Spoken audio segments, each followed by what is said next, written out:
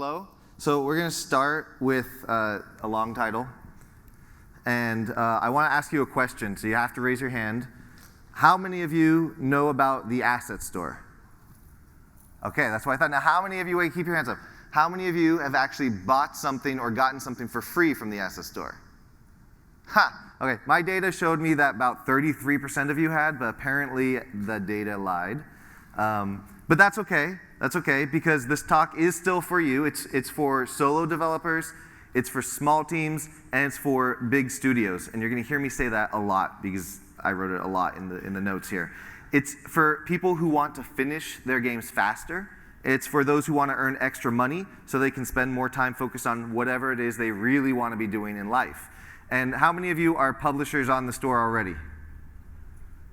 Okay, 4. How many of you guys have used Odin? That's a popular asset right now. That's it?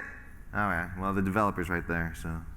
I was hoping more. That would have been, see? That would have been better if like a lot of you used it. But anyways, here's a preview of what we're going to be talking about. I'm going to give some background on myself. I'm Andrew Slater. I'm the lead Asset Store merchandiser on the Asset Store team with Unity. And then we're going to talk about some of the biggest problems and challenges that have been solved by the Asset Store publishers.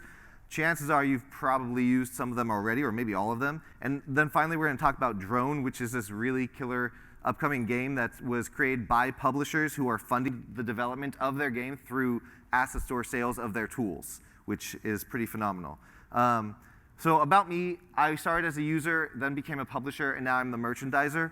For the past 5 years, I've been using Unity. I started out as just a solo developer, the kind of solo developer who doesn't know how to code anything and doesn't have any art skills, but really wants to make a really cool game. And eventually, I became a publisher as well, mostly selling 3D models on the Asset Store. And my experience as both a user and a publisher, I think it gave me some unique perspectives that I really hope help inform my position now at Unity as the merchandiser of the store on the team. My first big project was this game, The Barbarian, which I only ever released on iOS and Mac because I couldn't get the Android working back in the day. And the game was built with an almost entirely Asset Store bought artwork. Almost everything here was from the store. The only things that weren't were those buttons on the side, which I put on the store after I paid someone to make them. And as a solo developer with no budget, hiring out for custom art was really not an option. The budget, it's expensive, as many of you know. And without the Asset Store, I'd not have been able to make this game, at least not by myself. And through this process, I learned more about art, and I eventually started creating my own characters, paying modelers and animators to build the characters for me, and I did a lot of the texturing and Unity integration. And I became one of the top-selling character publishers on the store with the idea that those sales would fund my next game, and just, I guess, my rent. And for over 2 years now, I've been doing that, putting them on the stores, new characters all the time, and through that, I got to know the Asset Store team. I happen to be local to their area, which is great. And I eventually got the job with Unity. And now I really hope that this perspective of being a user and then a publisher can help me be the best merchandiser with really one simple goal, which is to help more people create more things and faster. I think it's a pretty simple goal, and I think that's what the Asset Store already does. So you've heard of Neon by now because it was released last night at the keynote. It's really cool. This was made by one of our artists over the course of a weekend, and I can't stress enough how it really was made with almost all Asset Store work. One thing that bugs me is it could have been made with all Asset Store work. The few things that weren't Asset Store work really could have been. But either way, one weekend to make this. So I'm pretty sure that solo developers with the Asset Store on their team have never been so productive. I just like looking at this. I've been looking at this for the last month, like every day, because it's just so pretty. I couldn't talk about it, though. So most Unity users can't spend 8+ hours a day working on their projects. And for those of you who are full-time developers, how many of you are full-time developers? OK, so all of you, you're probably running up against deadlines like all the time. So I can't imagine anyone who doesn't want to complete their project faster. So this is Hollow Knight.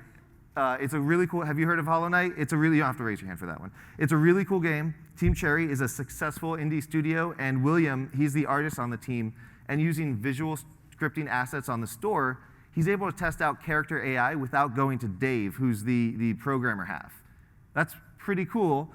He can, instead of sending the project like back and forth, he can do small tests himself. If it works, iterate on it. Otherwise, just abandon it and move on.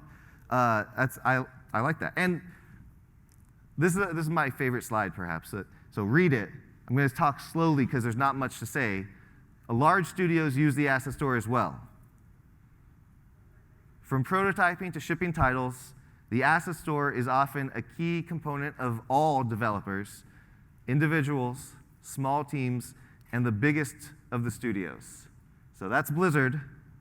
They use the asset store sometimes. There's a ton of problems that the asset store solves. The hardest, biggest ones, and the tiniest little ones that take way more of your time than they really should. So we're going to focus on 3 big ones. The first, you don't have enough time. Coding takes time, sometimes a lot of time. Visual scripting tools can help artists complete their project, especially those who don't have any coding experience at all. They can help you build your game without writing a single line of code. Or for programmers, these tools can augment your workload, allowing a programmer to spend less of her time coding the tedious parts and more of her time actually building a project. You want to finish your projects fast. Time is always important. And I'm pretty sure that every one of you could benefit in some way from a visual scripting tool. Visual scripting is a solution that a lot of people are asking for to be built into native Unity, and I'm sure there's a reason why. Luckily, on the asset store, there are top quality assets, multiple ones that you can choose from. Playmaker, though, has been among the top assets, actually, on the entire store since it launched years ago. Originally, it was used by the publishers to make the game that they were working on, and then they realized that other developers might find it valuable, so they released it on the store. They continue to maintain the asset and improve it, but their life now is traveling the world doing art that has nothing to do with games or Unity, all funded by their work with Playmaker, which is pretty cool. It's a powerful visual scripting toolbox allowing developers to realize their visions without doing any coding. It's been used by small devs, indie studios, and of course the biggest studios in the world to streamline development. For artists who aren't interested in coding, visual scripting tools like Playmaker and the others bridge that gap between a great idea and a finished product. And if you're a coder who really just doesn't want to do the coding yourself, you'll find these useful to save time, because just because you can do it yourself doesn't mean you have to do it yourself. How many of you have used Playmaker or a similar asset? Okay, good. Not everybody this time. Check it out. There's multiple tools, and they're all very, very, very robust. Next, realistic world building is by hand nearly impossible, for me at least, maybe for you too. A lot of developers find this to be another huge pain point. Not all of you guys will use the terrain system, of course, but for those who do, building a realistic, believable world is difficult. It's time-consuming and tedious, and it could take many weeks to produce a real-world terrain. So like visual scripting, there are multiple tools that provide somewhat similar results, so definitely browse the store and see which one works for you and your personality. But these 3 assets together, there's Gaia in the middle, Aquas, and Enviro, work really well together. Gaia, it's a tool that makes terrain creation crazy easy, and it's developed by this guy named Adam Goodrich, who's a publisher, and he saw a pain point in the pipeline and said, I can solve that. So he built Gaia and solved it. He's now a full-time asset store publisher. And a developer too. He's working on new projects, including some collaborations with other publishers like this one. This is CTS in a collaboration with some other publishers. And he's even accepting valuable freelance work based on the credibility he earned from publishing on the store and his activity on Unity Connect. People are actually hiring him to do their terrains for them, which is, between you and me and everyone else watching this, he said it's quite valuable, so that's something. Aquas is a powerful water generation tool, and Enviro produces realistic weather systems, including time of day mechanics and more. And this video is all 3 working together. Each one of these assets by itself is an amazing tool. They're great, but like any good superhero team, when they come together, they turn into another beast entirely, helping you create these believable AAA environments complete with water, blended ground textures, trees, a complete active weather system that you can code. easily, ridiculously easy. This took 30 minutes to make using those tools. So that's insanely powerful. And so one more, I think the last hand-raising question, how many of you can code shaders? Yeah. Well, actually more than I thought. I thought it would be like 2. But shader coding is not the easiest thing to learn, in my opinion, but custom shaders are immensely powerful. The standard shader in Unity, it's great for, I think they say 95% of all use cases, but that other 5%, that's really, really important too. It's the close-ups, the special effects. So many of the visuals that a developer wants to grab that player's attention, they require, or at least they'd be made better with some custom shader. Amplify Shader Editor, which just won the Tool of the Year for the Asset Store, is a visually pleasing node-based shader editor. It's very similar to visual scripting. Actually, it kind of is visual scripting, but for shaders. And maybe the biggest difference here is that a lot of programmers who can code a game just fine and won't want to use Playmaker or another visual scripting tool will want to use Amplify Shader Editor because they just don't want to deal with shader code writing, which makes sense to me. This tool allows you to script shaders via nodes in an editor window and then export ready-to-use shader code. This on the left is the nodes. It's the nodes that Amplify Shader Editor uses for lerping between 2 textures based on a mask. So the lerp node takes inputs from texture A, texture B, and 1 grayscale mask. The white bits will be texture A. The black bits will be texture B. The code on the right is the actual code that Amplify Shader creates. It's all open, so you can see it and edit it and share it and use it in your own projects, in your Asset Store projects, wherever you want to do. And that code, just looking at it, makes me want to give up on shader editing entirely. So that's just me. Maybe you're smarter than me. These, I love that too, by the way. I like these videos more than anything, I think. While many publishers on the store are teams of 1, Amplify Shader is actually a team of 10. Amplify Solutions is the name. And this isn't their only package. They've got multiple packages on the store, and they're actually also working on a game called Decay of Logos. Their work has been used in projects you've heard of or played, Ghost of a Tale, Firewatch, even Recore by Microsoft. They've created a very forgiving way of creating custom shaders, something that I think most of you will find useful at some point in your pipeline. The Asset Store is powerful. It helps thousands of developers every single day to do their job better and faster. It helps people learn new skills, new techniques, and it helps to create some of the most successful and popular games the world has ever seen and that you play probably every single week. From the small little one-person studios to the largest studios in the world, the Asset Store can help everybody, and it can fund your life. So let's talk about a studio that's creating a very beautiful game, leveraging the power of the Asset Store tools that they've built by selling them on the store and to fund their game development. This is a story of a small studio of veteran content creators who were, like many of you, they had a big idea and a small team. They were able to leverage the power of the store to create their games faster and easier, but also to generate income so they could devote more of their time to their game's development. So before starting 5 Studios Interactive, Peter Robles' background was a marketer and a 3D artist, and he had an idea for a game, which I think would sound familiar to most of us, having an idea for a great game. He was working on a prototype, and he needed a good terrain solution, so he turned to the Asset Store. He reached out to Nathaniel, the creator of Terrain Composer 2, and Tomaz, the creator of Relief Terrain Pack, for advice. Both of them were selling these advanced tools on the Asset Store for creating gorgeous terrains. Long story short, after successfully working on some smaller projects, they decided to tackle a big one together, creating a new game with a focus on AAA quality visuals. Thomas and Nathaniel, when they began working on Drone, invested about half their time on the game and the other half on supporting and selling their assets on the Asset Store. And their Asset Store work generated the income needed to continue working on this project. Peter also started publishing his own first asset, Horizon, and then more assets, Snazzy Paint and Snazzy Grid. The tools they created were vital in enabling them to create these gorgeous environments and the visuals of this game. This is just one, again, I love these videos. I can't look away. And instead of holding their tools close to the chest, they made them available on the asset store so that others could benefit. And now you, me, all of us can benefit from these amazing tools that they created, and at the same time, they can work more and more on these games that I just want to stare at. So this drone is coming out pretty soon, I think. I guess that most of you in this room have used some of these tools already, or at least have heard of these tools.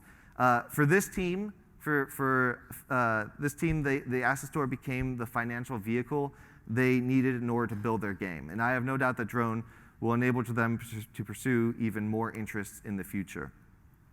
So many of you here today are just like them, I'm going to guess.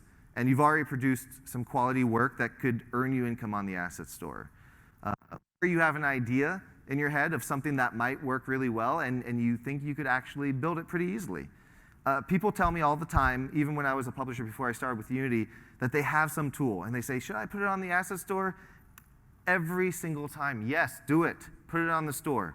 You've got nothing to lose. If this is what you enjoy, if you like developing solutions, making cool games, or creating artwork, if this is something you love, then you're going to be doing this anyway. So take that next step, help others succeed, and earn some extra income in the process. It's really easy to sign up.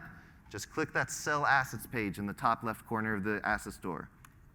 And if you want to learn more about publishing, we're actually going to be doing a publisher-focused town hall of sorts tomorrow at 1 p.m. at the Unity booth. We're going to be giving out some best practice tips, a little bit of inside information, and of course, at any time if you want, we also have a kiosk at the Unity booth. You can come talk to us at any time. So we're going to have time for some Q&A, but I do want to finish with just some final thoughts.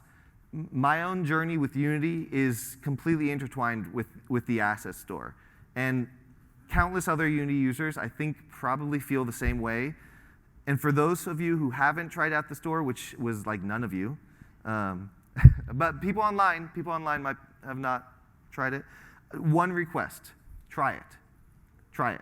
There are free assets on the store, many produced by Unity that will help you out. And when you're ready, you can invest, if you want, in the tools and art that will multiply your efficiency and get your projects completed faster and better. And if you're really industrious, take that next step and publish on the store. Help other developers and earn some income in the process.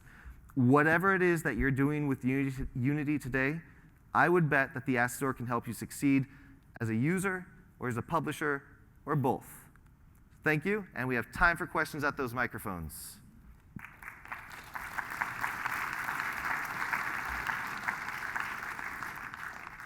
Somebody has to ask something, or I don't get paid for today. You have to use the mic. Yeah, there you go. Are there any licensing or rules for use of the assets and how they can be deployed, or like yes, there is a full EULA online. The general gist is that if you're buying the assets to use in games, you can use them in any game you want. You can't resell them, all the common sense stuff. Okay. Yeah. Thank you. All right, so for different versions of Unity as they start coming out, do you have any recommendations to how we can make sure when we publish this that we can stay or keep them up to date with more versions? Because the only way that I would think of is that we actually have to like download each version and then start guaranteeing that it works with them. Is there any Yes, that's what you have to do. Okay. Generally, yeah, so you get the beta versions, and beta, of course, are always subject to change, but you can test it out with beta. Most of the time, nothing will change for most things. I guess editor extensions that are really deeply embedded may have a little more issues, but most of the time, from version to version, they'll just work, and you just have to check it out and you know, make updates. Yeah.